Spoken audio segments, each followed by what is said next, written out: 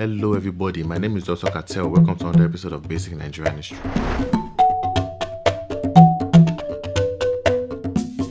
In the last episode, we spoke about Britain's European rivals in West Africa and the Berlin Conference effect on Nigeria. This episode, we're going to focus on how the British took the Benin Kingdom that they had been wanting for a long time, and they also took the Yoruba lands. Let's begin. So in 1889, the French acquired Dahomey, and in 1890, the British established a post at Ilaro because of concerns of French influence in the nearby Dahomey area. The next year, Claude MacDonald established the first governing strategy for the Oil Rivers Protectorates, becoming its first governor. However, the Aro in the southeast, in the area of the Oil Rivers Protectorate, was against the British influence. They knew it would destroy their economic influence on the hinterlands, and they were also against the religion of Christianity, which would threaten the religious influence they currently had over the area. They carried out raids and invasions on communities to undermine and ultimately stop the British penetration during the 1890s. From 1889 to 1891, the Parliament, through Claude MacDonald, carried out investigations into the activity of the Royal Niger Company, as there were complaints from other British supercargoes and locals about the monopolization of trade. However, the British were willing to sacrifice free trade in order to keep the French and the Germans out of Nigeria.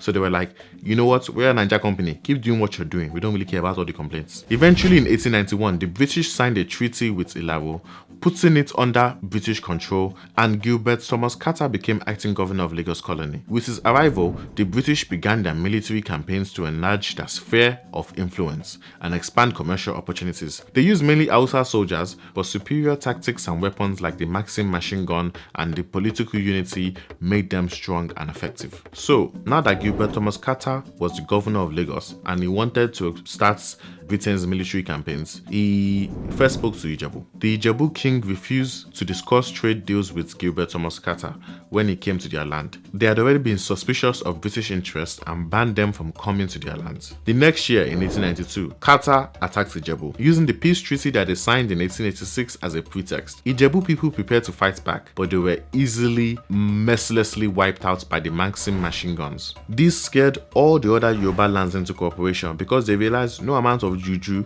will save you from this one. No, this is a Maxim machine gun. You can do juju all you want, but it just will and your whole village will die. Anyways, moving on. The British still wanted to get the Benin Kingdom, which was stubbornly holding out, even though its neighbors were giving in and signing treaties left, right, and center. But they didn't know what else to do.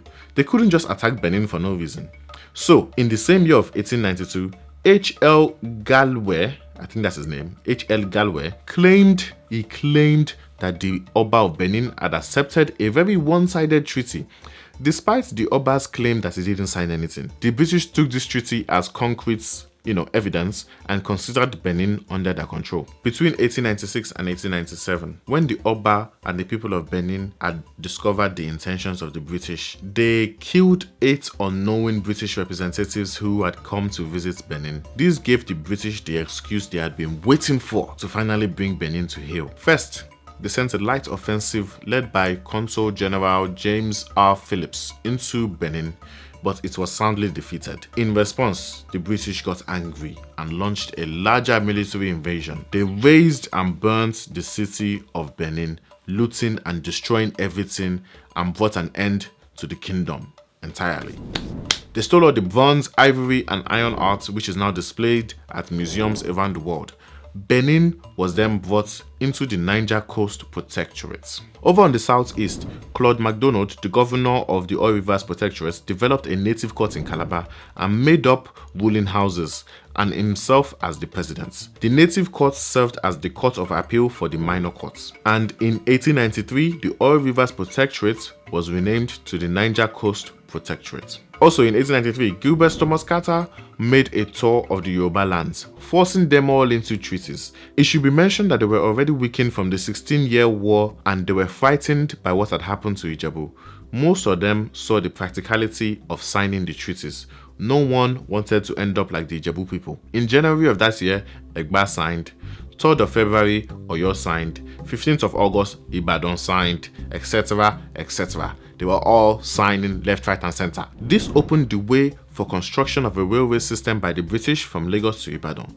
Now, Even though I say the construction was done by the British, it really wasn't. It was done by the natives, but obviously they were overseeing it and they just used forced labor. But moving on. In 1894, Nana, the Istekeri governor, was also deposed and exiled after refusing British access to the hinterlands of the Yoruba markets. New Oyo was one of the people that tried to resist British, but they were forcibly brought under colonial rule. On December 24th of 1894, the Brass people revolted against the Royal Nigeria Company HQ at Akasa. The Brass people were a trading people on the Delta, and they could no longer trade because of the Royal Nigeria Company's monopoly. They couldn't afford the trading taxes that it was, saying that they had to pay, and the licensing fees and the import duties and all these things were just too expensive. And they're like, these guys, we can't survive. So they were like, if we're a trading people and we can't trade because of all this stupid monopoly, let's try and smuggle. So they tried to do some smuggling, but failed. Obviously, British was too good. Stopped them from smuggling. They slowly began to starve and their people were dying. So they just revolted. They went mad.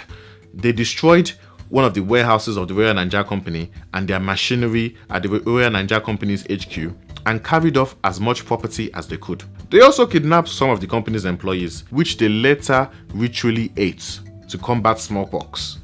That's right, they actually ate people. Yeah, they did that. Cannibalism. This was too much for Judge Tubman Goldie. He was furious and he demanded retribution, and Claude MacDonald was forced to order the bombardment of the Brass people. But it was done kind of half-heartedly because most people believe Goldie deserved it, as he pushed the Brass people right up into the corner. Within this same year, the French occupied the Fort d'Arenberg in Bogu and created a fort there. But obviously, it wasn't called that before. That's a very French word. So I'm pretty sure it was them that named this the Fort d'Arenberg, whatever. The next year in 1895, Joseph Chamberlain, who was a well-known imperialist, became Britain's colonial secretary, and this marked a shift towards new territorial ambitions for the British. Now they were like, it's time to get rid of the French completely. We're not having any of this French lurking around our area. In 1897, the French occupied Bussa on the Niger, very near the RNC territory, also known as the Royal Nigeria Company. From here, they could build up the military strength they needed to challenge the RNC's influence over Niger. The Royal Nigeria Company then captured Ilorin and Nupe to keep the French out of that area and keep the British colonial expeditions moving north from the Yoruba territory. The colonial secretary, Chamberlain, wanted Goldie to go on the attack and attack the French, forcing them out of that area. But Goldie was reluctant to do this, and the two of them had a falling out. Goldie was like, this guy, I already captured Ilorin and Nupe for you. Now you want me to go and fight the French one-on-one? He said, nah, G. Before he did anything else for the UK, they should renew his royal charter and they should deal with the Brass situation. He's not completely satisfied with these bombardments. Chamberlain, on the other hand, he wasn't interested in any of that. He was like, nope, I ain't doing that. So instead, he aimed to create the Royal West African Frontier Force, also known as the RWAFF, under Frederick Lugard, who was at this time working for the Royal Nigeria Company. He was also a colonel who had brought Uganda under British rule in 1892, so he was a well-respected man. By the way, watch out for this Frederick Lugard guy in the coming episodes. This guy was a ruthless Terminator-like warmonger, just capturing various Nigerian peoples left and right for the British. He was ruthless. Anyways, Lugard was given the order to go and force the French out. Chamberlain then negotiated with Goldie the terms of revoking the charter for monetary returns. Once Goldie was satisfied with the amount of money he was going to get, he agreed to divest the company's resources to create the RWAFF. In 1898, Lugard had recruited 26,000 soldiers for the RWAFF. The officers were British, but the soldiers were heavenly, half of them being Yoruba, half of them being Hausa. I'm not saying they were mixed race, I'm just saying, half of them were Yoruba and half of them were Hausa. In the same year, guidelines for the Crown to run the entire Nigerian colony was established. The British were investigating more into the Lagos colony as a whole, and by that year of 1898, street lighting was established in Lagos. Also by then, the colonial government had established a police service, a public works department which took care of lighting, buildings, roads, etc., and a medical department which employed 11 Europeans and 3 African doctors. It was like they had realized we're going to be here for a long time, so let's just settle in and make it comfortable for ourselves. So much so that, and you're never going to believe this, from 1898 to 1903, Governor William McGregor had a war against malaria and the mosquitoes. He was like, okay, enough is enough. I've just about had it with these damn mosquitoes. And he spent organized mass efforts in draining the swamps and destroying mosquitoes left, right and center. LOL. Obviously it didn't work, but at least he tried. Governor William McGregor also created the Legislative Council and the Native Council, made up of the traditional elites, to help govern the Lagos colony. The job of these bodies were to advise the governor on Yoruba law, like marriage, land ownership, ceremonial procedures, etc., and how not to upset or anger his subjects. By doing this, the colonial government was able to present itself as concerned with the preservation of local culture. And that's it for this episode. Just a recap of what we talked about. In this episode, we talked about how the British eventually got their hands on the Benin Kingdom and the Yoruba lands. And then we also mentioned how the crown was planning to eventually take over the running of Nigeria. And we also mentioned how the British began their new military campaign and wanted to expand their sphere of influence in the Nigerian area. Stay tuned for the next episode because we're going to talk about Frederick Lugard and the way he begins the expansion of the British sphere of influence. Yeah, that's it. Show us love. Much love. Love you guys. Thank you. Love all around. Hi there. My name is Hamid. I am the creator of the Basic Nigerian History series. I hope you guys have been enjoying the series so far, and I just wanted to say thank you all for your support. Please continue to spread the word about this series and tell your friends. It is important that we teach ourselves about our own history because if not us, then who?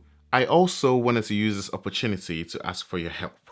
We've been doing our best to keep pumping out videos, but we can't keep it up without your support. If you want to help us keep making Basic Nigerian History episodes, then please visit our Patreon at www.patreon.com/Ronu Creative and pledge however much you can a month to help us keep going. As little as £1 a month can go a long way. Thank you